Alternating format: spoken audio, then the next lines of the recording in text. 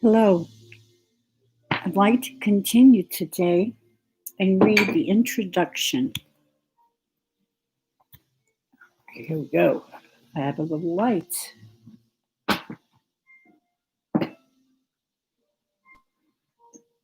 There have been several cataclysmic knowledge events in human history that have changed the worldview of the collective understanding. Fire for cavemen. Earth is ellipsoidal. Stars are suns, and DNA is the genetic biological program, for examples.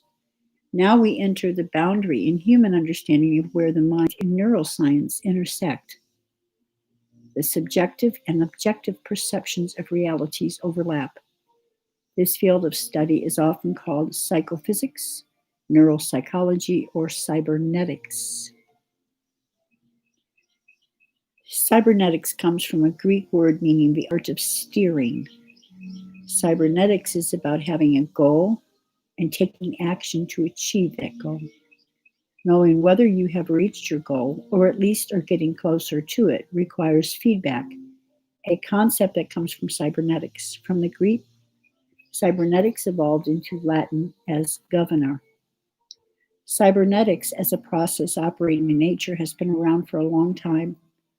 Cybernetics as a concept in society has been around at least since Plato used it to refer to government. In modern times, the term became widespread because Norbert Wiener wrote a book called Cybernetics in 1948, a year after the formation of the CIA.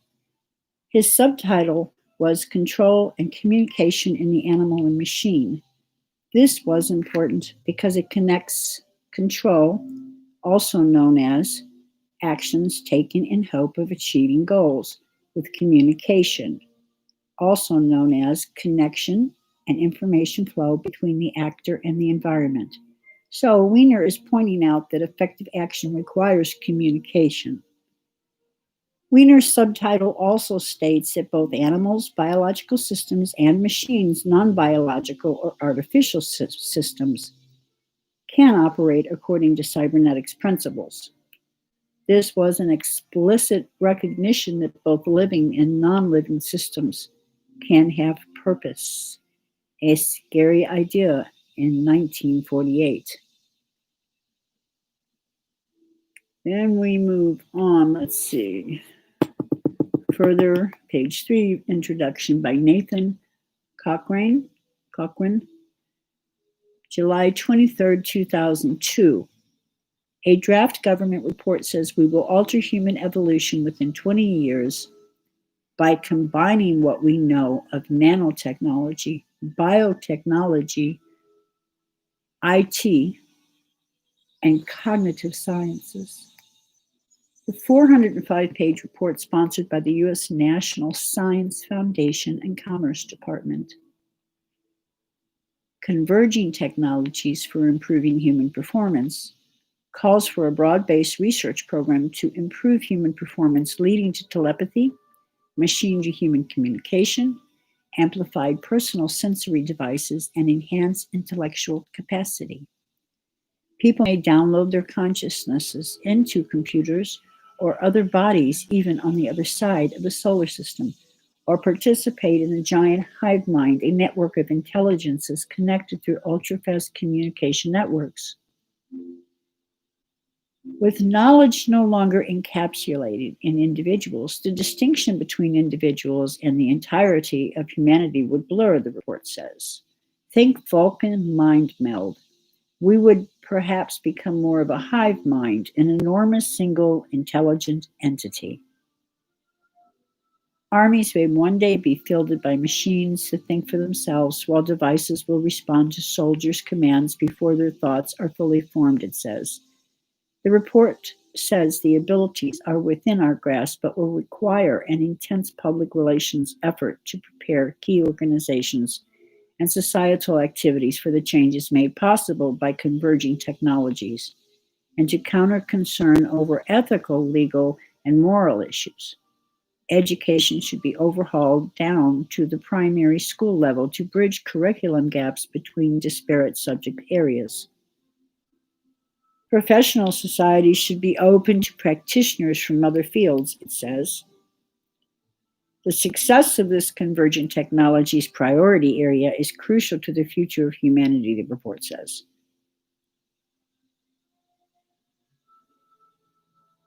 Sorry. The brain has always been a battlefield. New weapons might be able to hack directly into your nervous system. Controlled effects is one of the Air Force's ambitious long-term challenges. It starts with better and more accurate bombs, but moves on to discuss devices that make selected adversaries think or act according to our needs. By studying and modeling the human brain and nervous system, the ability to mentally influence or confuse personnel is also possible. The American military may want to attack the nervous system with pain rays and laser plasma pulses, but they're not the only ones. The Russians have long studied such systems too, including one weapon that could, in theory, remotely trigger heart attacks.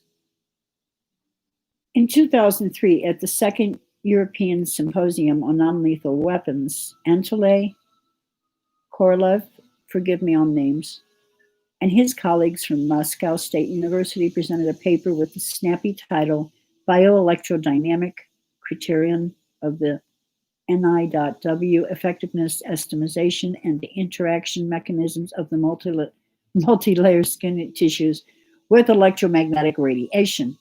This is a study of how radio frequency weapons like the American Active Denial System, AADS, affect the skin. After wading through a mass of technical data showing how complex the interactions are, we reach the punchline.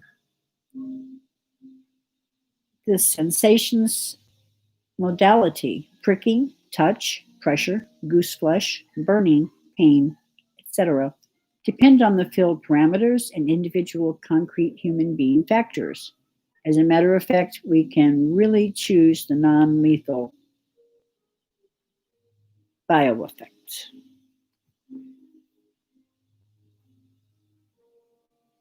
The effects include sensations similar to those discussed previously and more besides. The paper discusses effects on cell membranes and affecting the body's normal function, including information transfer to the organs of control. At the same time, V. McCucken of the Trimus Engineering Center in Moscow described electronic equipment for complex influences on biological objects. And when he says biological objects, he means you and me. His laboratory apparatus uses a modulated beam of radio waves to produce what he terms disorder of atomic nervous system, put forward as a possible non-lethal weapon. McKinnon notes that there is no general agreement on how EM waves disrupt nerves. He mentions ion channels similar to those in the plasma paper, but he certainly seems to be seeing the same effect as American researchers. But it needs to be a non-lethal weapon. I'm sorry about butchering anyone's name. McCucken also mentions the effects of change of electrocardiogram and what he calls function break of heart muscles. Repeat, in parentheses, function break of heart muscle. The vulnerability of the heart to electrical stimulation, including that produced by EM waves, is well documented. A lethal device would interfere with the electrical potentials that keep the chambers of the heart synchronized, producing fibrillation and rapid death. A death ray doesn't need to be a truck-sized laser that reduces the target to smoking heap. A small device that stops the heart will do the job. Little has been openly published in this area in the public domain, but this may be the tip of the iceberg. We are likely to be hearing more in the future, especially if the Russians manage to find funding. I don't think we need tinfoil hats just yet, but a layer of conducting mesh built-in body armor might save a lot of heartache in years to come. Now, this is written David Hambling, Weapons Grade, Carroll and Graf, 2005. I don't know how many minutes we're in.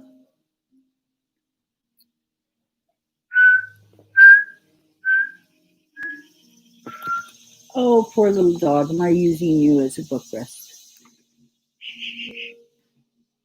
All right, chapter 1. Did we do chapter?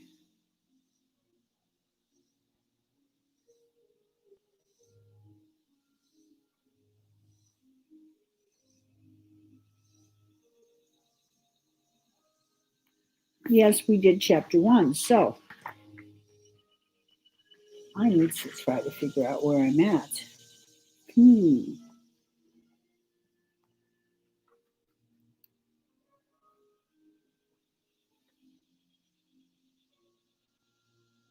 Yep, I read this.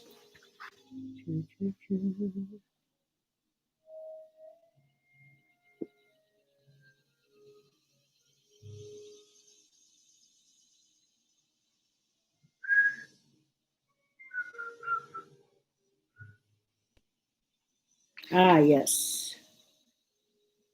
Did I read this yet?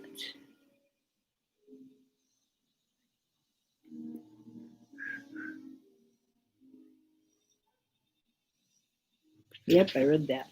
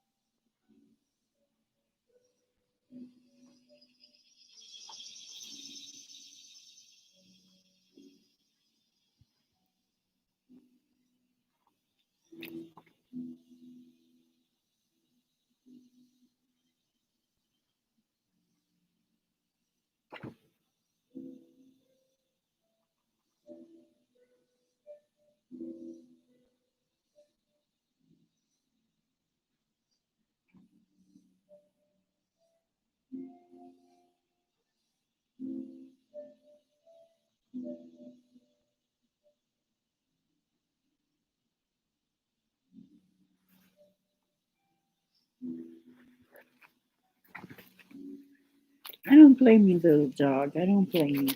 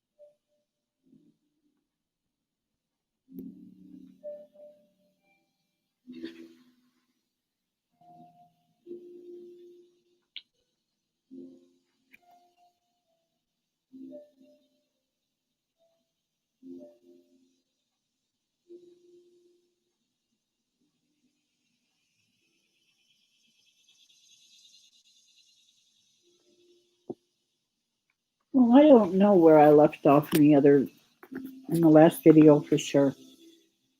Uh, Cognitive and perception warfare. Go over it again. We'll start here. Dr. William L. Baker, Chief Scientist, and Dr. Eugene J. Bernars of the Air Force Research Laboratories Directed Energy Directorate, and Dr. Robert L. Sierakowski, Chief Scientist of the Air Force Research Laboratories Munitions Directorate, wrote this article. And they give a link, reference document DEO 4-01. For the Controlled Personnel Effects Capability, the S&T Science and Technology Panel explored the potential for targeting individuals with non-lethal force from a militarily useful range to make selected adversaries think or act according to our needs. Through the application of non-lethal force, it is possible to physically influence or incapacitate personnel. Advanced technologies could enable the warfighter to remotely create physical sensations such as pressure or temperature changes. A current example of this technology is active denial, a non-lethal counter-personnel millimeter wave system that creates a skin-heating sensation to repel an individual or group of people without physical harm.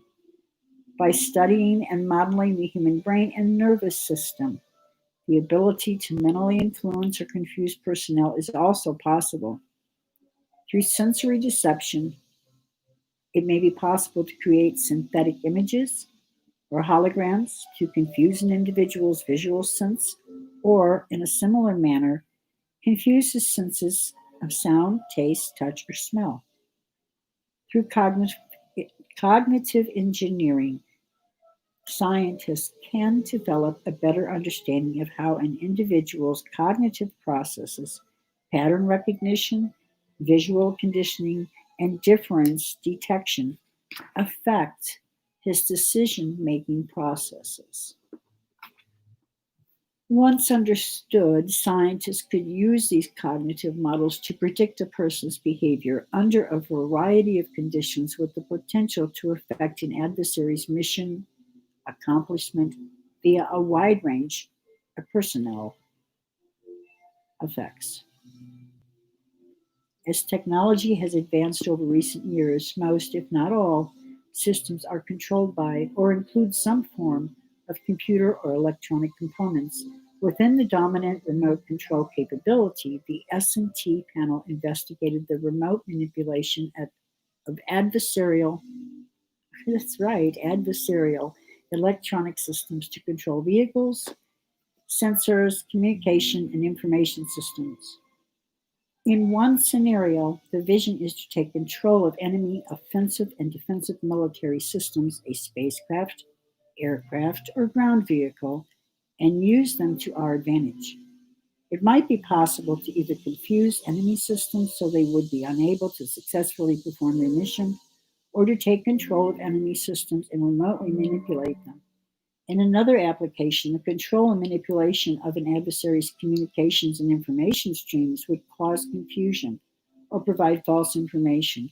The ability to disrupt or degrade an adversary's computers and information systems could render them inoperable or insert false information, which in turn would significantly impair the enemy's ability to communicate. If our military commanders could achieve this dominant remote control capability, all aspects of the enemy's operations in the battlefield could be controlled to our advantage. Within the controlled effects long-term challenge, the S&T panel investigated the ability to tailor and deliver the most appropriate type and amount of energy onto targets of military significance to create the desired effect. Scientists are currently developing technologies to enable a number of first-generation applications. These include high-energy lasers. In the footnotes, it says, none of this can be done without the ability to read a target's brainwaves at a distance and model it. It is an admission to all the American human experimentation that they have done. S&T stands for the Science and Technology Division of the U.S. government. They were formerly called TSS and focused on covert technologies for the CIA, such as drugs, weapons development, and interrogation methods. Oh, and I didn't finish this, it jumped over. These include high-energy lasers, high-power microwaves, micro-air vehicles, and some forms of anti-personnel systems. The article continues with a cover story. A cover story. What is important to note about this press release is that by any scientist who isn't a chump, the explanation of why it will take until the year 2025 to develop is a ridiculous lie that involves development of antimatter. The only relevance to the development of antimatter is that circularly polarized beams used in neurological warfare create an effect called cyclotron gyromagnetic resonance, which is also used in super colliders, which can create exotic particles like antimatter through acceleration and collision. The weaponry is currently being used and tested on thousands of Americans and others around the world. Our researchers easily found 650 non consensual human experimentation victims. Many, of course, have died since the publishing of this book and only have their testimony and data left behind for us to study. Uncover the lies and hopefully set history right. Cognitive modeling and reverse engineering the brain. In this thought experiment, we need to make a couple of assumptions again about sensitivity of radar imaging techniques to make this approach plausible. Let us assume that the sensitivity of our measuring technique can measure the creation or disappearance of 300,000 eons per millisecond with remote sensing techniques, which is found in the depolarization rate of one neuron. Reading the heat or average velocity of an eon species would also reveal the brain signals through frequency spread of Doppler at many frequencies that can penetrate the human skull. That's this stuff here, bone. Also, one might be able to measure the conductivity change in the brain down to that of one neuron through small resonance changes. Using all four methods would in correspondence increase the signal to noise ratio even further. In any case, a precise connection, wait a minute. In any case, the precise connectionist model of the mind would be inferred by this information. Uno momento.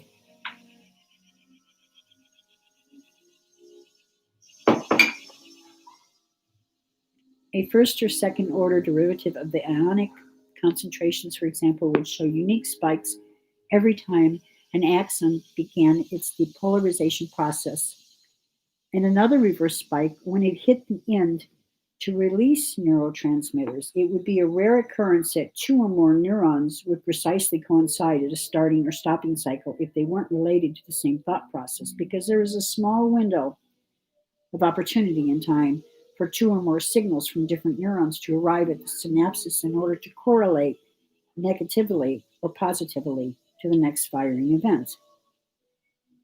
What one defines as the next casual firing event has another average size window of time to be included as a connected pathway. These are possible algorithms for creating minds, cybernetic extensions using frequency and phase auto correlates of human brain signals. This algorithm is included on the CD, which accompanied this book, only available on the teacher's edition. There will be more detail on this autocorrelate matrix algorithm later. Lock and key mechanisms for brain pathway bioamplification. The question that most baffles the common citizen who is yet to experience the electromagnetic virtual reality is, why don't I feel anything standing next to a person who's being targeted?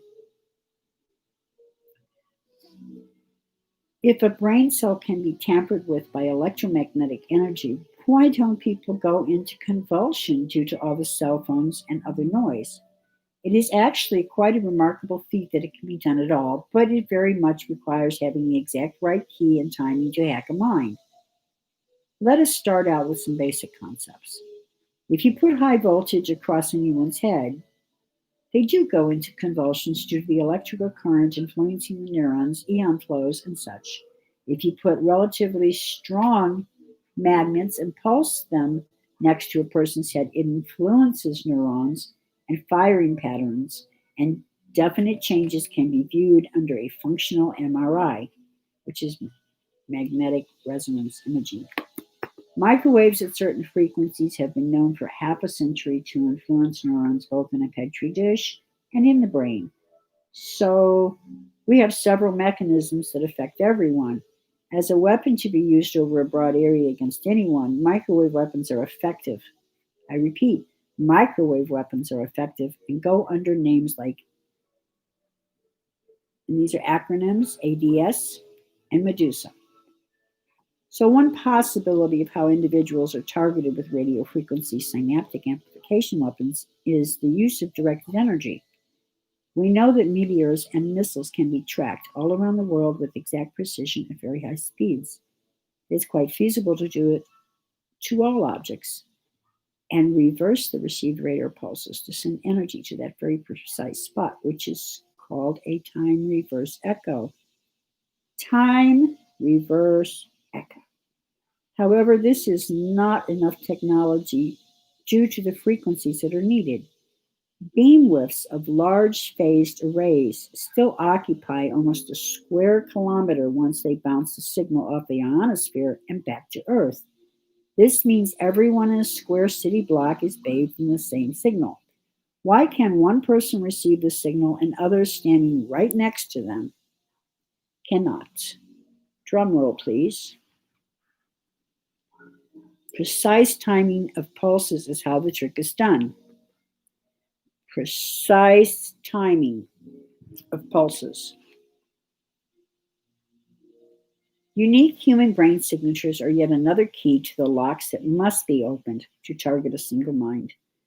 The timing of the pulses must exactly coincide with the end of a neuron's depolarization. The Air Force accidentally misclassified and released research related to finding more UHF and microwave frequencies that release neurotransmitters.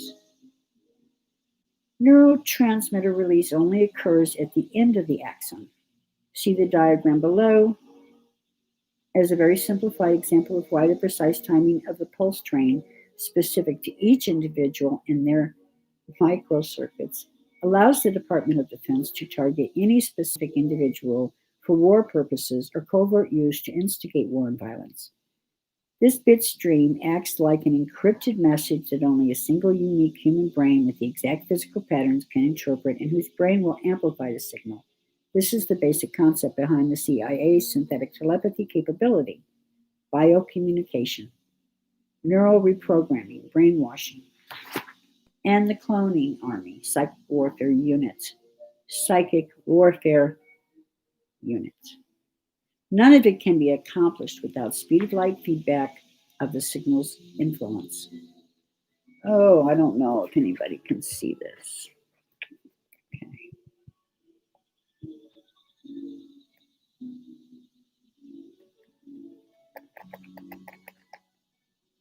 I don't know how close I can get.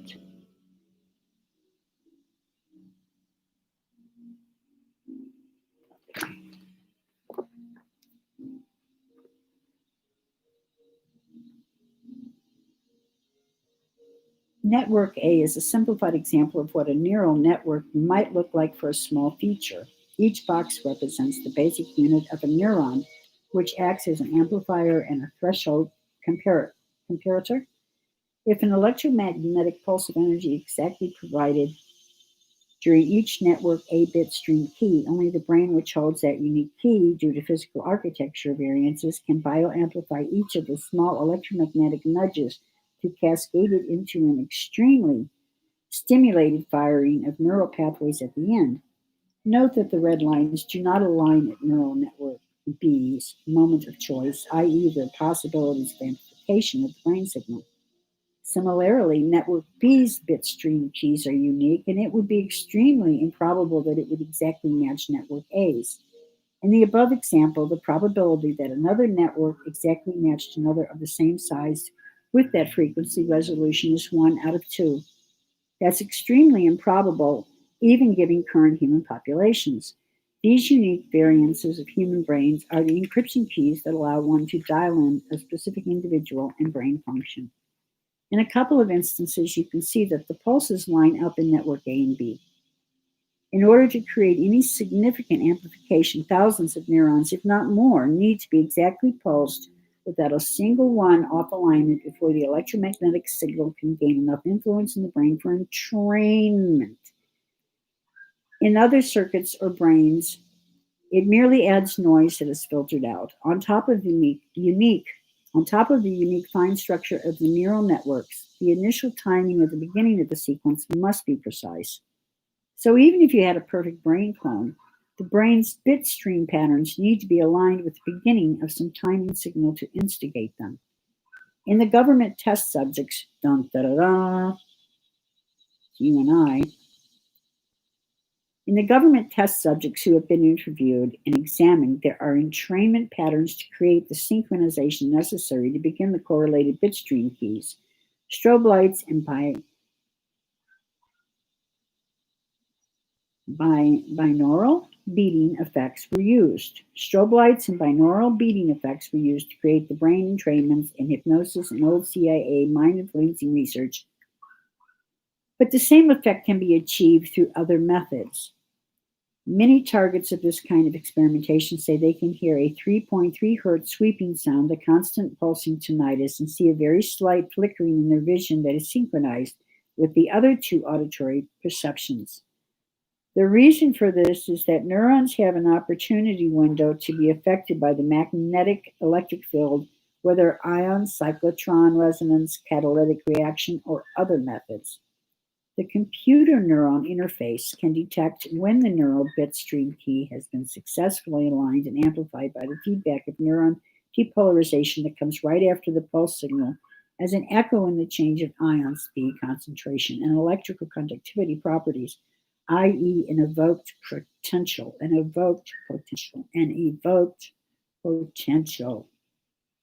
This is a type of brain echo effect. Radar pulses using the bitstream key is sent to the target brain, and if it hits just right along with the others, a few microseconds later, an evoked potential should be detected. This indicates that the brain key is being accepted. This is an important feedback mechanism because if another brain begins to accept the bitstream key meant for someone else, then it is detected and the power level can be turned down or other adjustments made so that there is no crosstalk between neural links. These bitstream keys are categorized and subcategorized. Each one represents a brain resonance or a state that was achieved. They are templates that can be replayed into the target's mind. As the brain mapping processes proceeds, other bit streams fall into place into the whole cognitive model faster and faster, like when coming closer to completing a jigsaw puzzle. The beginning of cognitive modeling is the most difficult part. One aspect of this technology, first demonstrated back in the 70s by the Stanford Research Institute, acronym SRI, was the ability to find the bitstream keys associated with phonetic and word understanding. Is far more accurate than sound voice recognition systems, and in the future will be a far more efficient way to communicate to computers. Thirsty.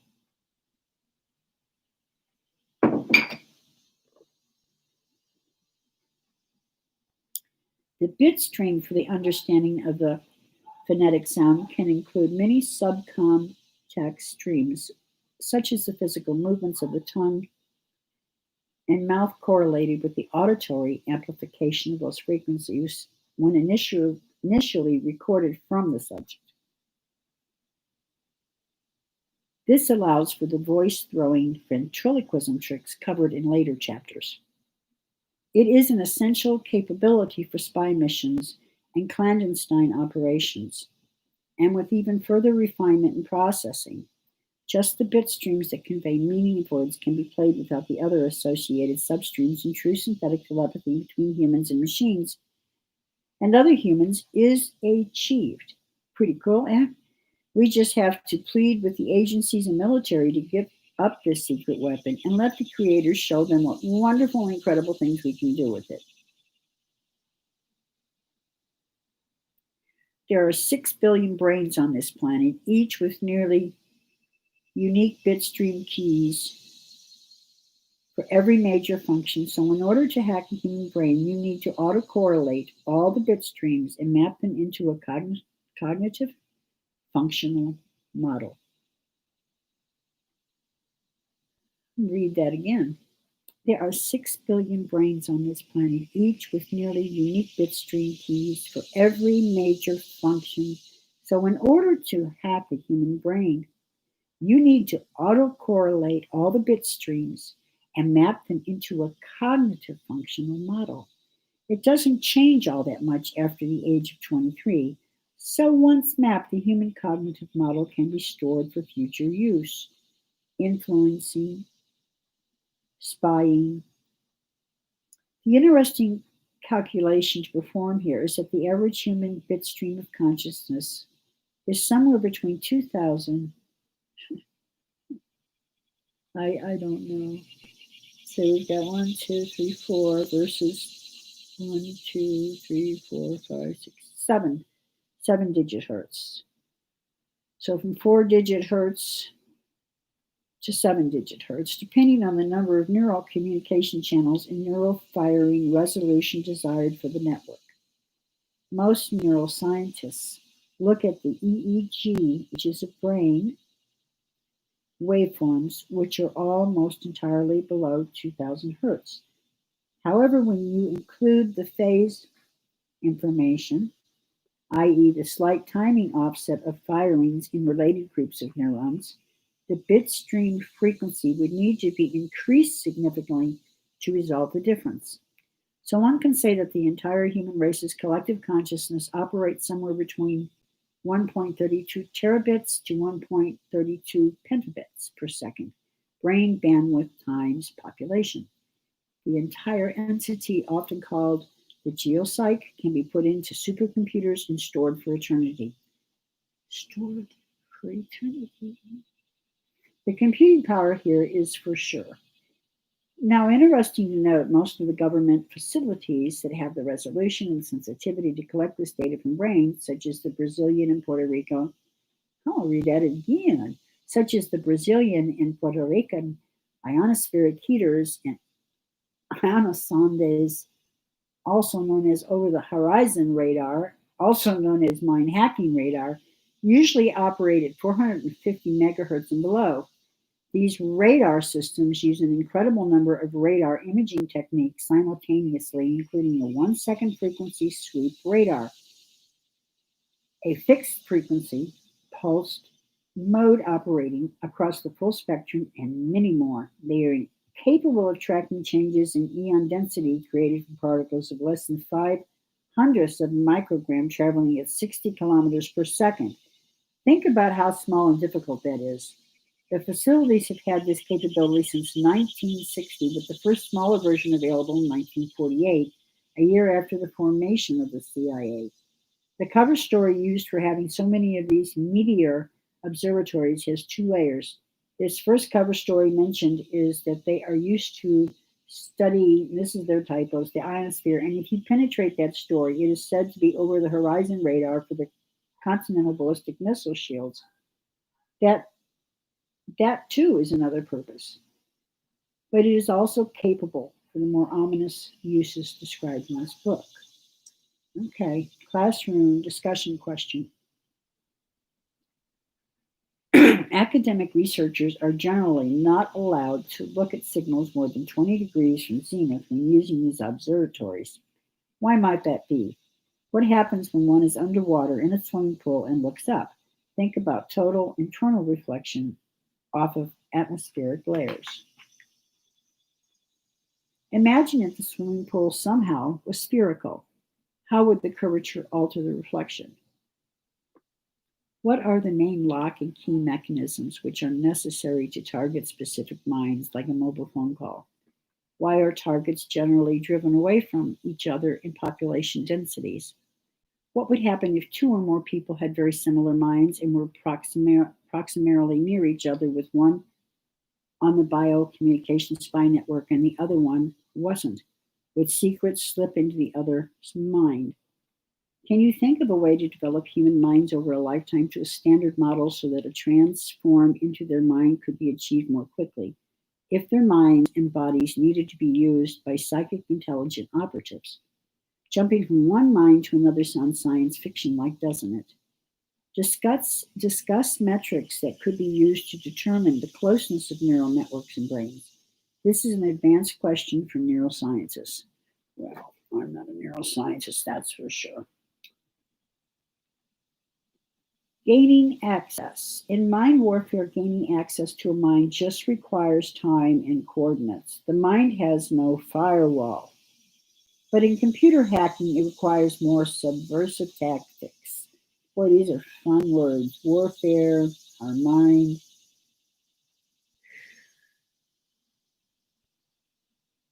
One more time. We learn through repetition. Gaining access. In mind warfare, gaining access to a mind just requires time and coordinates. The mind has no firewall. But in computer hacking, it requires more subversive tactics. Mind viruses. Gosh, just gets better and better.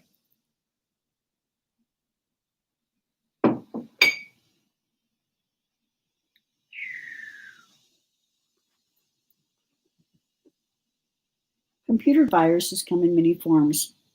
One of the more difficult viruses to stop has a quality called polymorphism. It emulates how the common cold and flu virus is able to come back every year. It mutates and changes itself enough each time it copies itself so that the human immune system doesn't recognize the virus. And equivalently, in computers, a virus scanner can't just look for specific byte strings to recognize it. There is raw virus code included in the CD for those interested in studying them to possibly find a better way to stop these kinds of viruses. Reference to the teacher's edition. In the mind virus space, the DoD is working to create a polymorphic autonomous modification viruses for attacking individual and populations' minds based on biological, nanotechnologies, and computer viruses. Start that again and repeat. In the mind virus space, and I believe that when they say DoD, they mean Department of Defense, the DoD is working to create polymorphic autonomous modification viruses for attacking individual and populations' minds based on biological, nanotechnologies, and computer viruses. One of the most malicious viruses would be one that combined all the malicious payloads into one delivery mechanism. This is what the CIA research into studying mentally ill people has led to.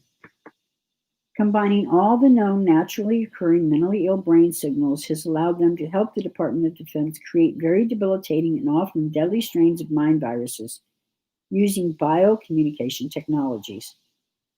In addition, the strains of mind viruses appeared to mutate a little during each round of testing on the public throughout the decades as the scripts or programs evolved and improved their effectiveness. Imagine loading up a portable drive with hundreds of computer viruses, Trojan horses, and worms, and then giving it to someone that trusts you. Even worse, only the viruses that are popular ever reach the organizations that add the strain to the virus checking database. Specialty viruses and newly written ones will not be scanned for by the popular antivirus tools. This insight makes this an easy way to hack into computers. The mind has no firewall and no antivirus software, so the public has been left very vulnerable to these kinds of psychotronic attacks. Only offensive work has leaked extensively out of Russia and the US military labs. There is little evidence that any defensive research to protect the public, other than in the private sector, has occurred. However, there may be a kind of tripwire that alerts a system when a mind hack may be occurring. See the section on tripwires. Mind viruses are the most misunderstood and loosely thrown around term by hackers in information warfare. A mind virus can mean different things in different contexts. The idea behind a true mind virus is a scalable biocommunication weapon system that can hack any population's minds and wreak havoc or incapacitate them. All other forms of spreading malicious information that originate from a non-hacked mind should be technically called mimetic viruses. We view behavior modification to death, personality overlays, and collecting and concentrating toxic thoughts. Political mudslinging based on lies is an example of trying to create a mimetic virus. A mimetic virus is one that is intended to spread through people and transform a culture. In a benign form, it can be a fad. In a malicious form, its purpose might be to increase a detrimental behavior or viewpoint for a culture such as greed is good. Wow, sounds familiar. Mm.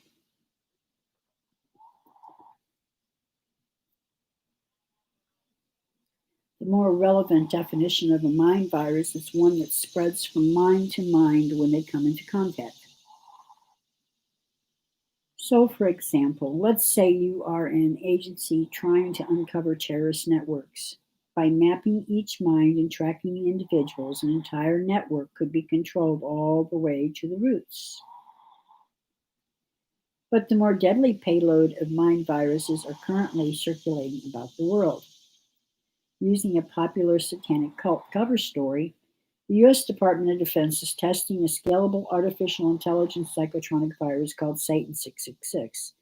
This is basically a program that runs through all the hacking methods described in this book.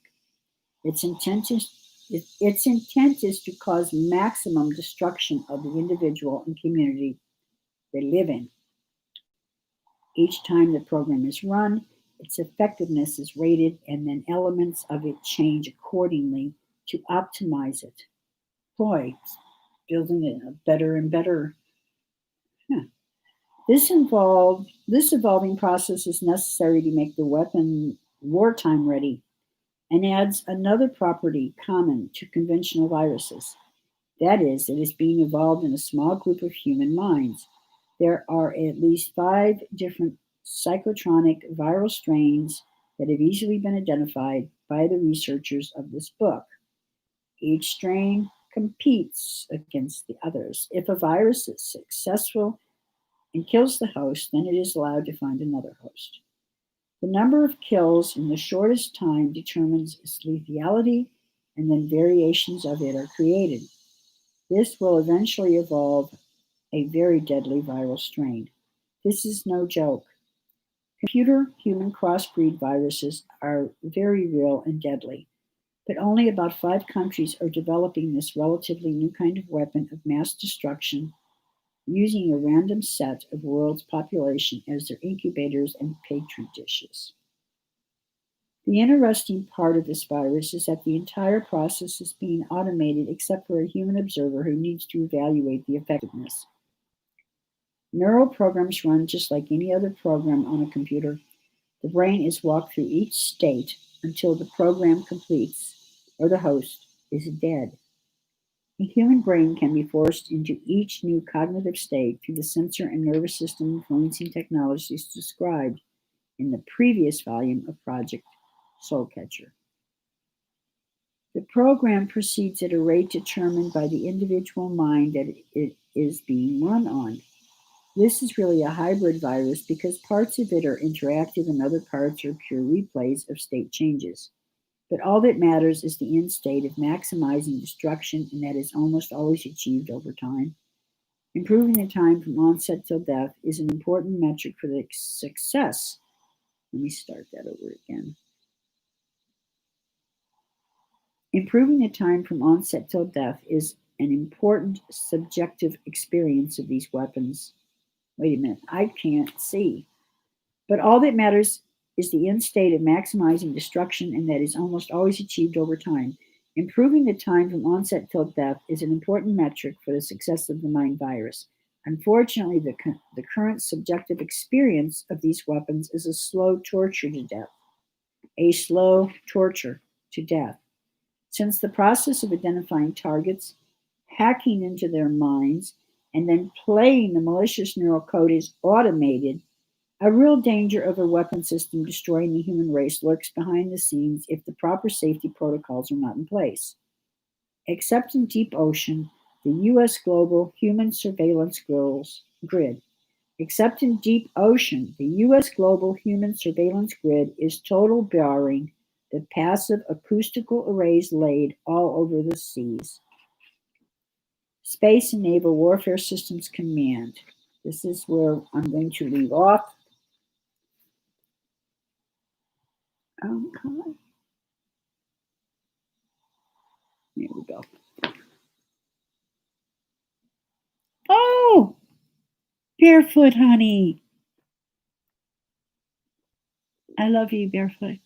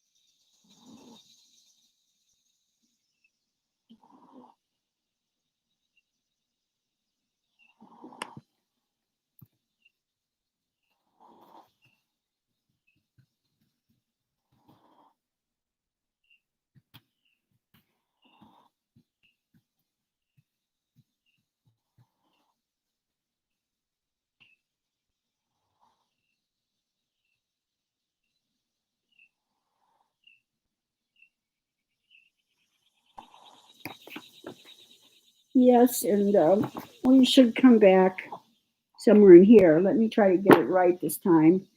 I lose my place. I get lost. I lose my place. And I don't know if Barefoot's still here. Come here, little one. Come here. Before we go, don't be shy, little dog. You charge big old pit bulls and Rottweilers, and you're afraid of a little camera. You're afraid of a little camera. You said, let me go. Say hi to Barefoot. You say hi. Hi. Say hi. Go now. She hates when I do that. All right, guys, I'm going to sign off. Later, guys.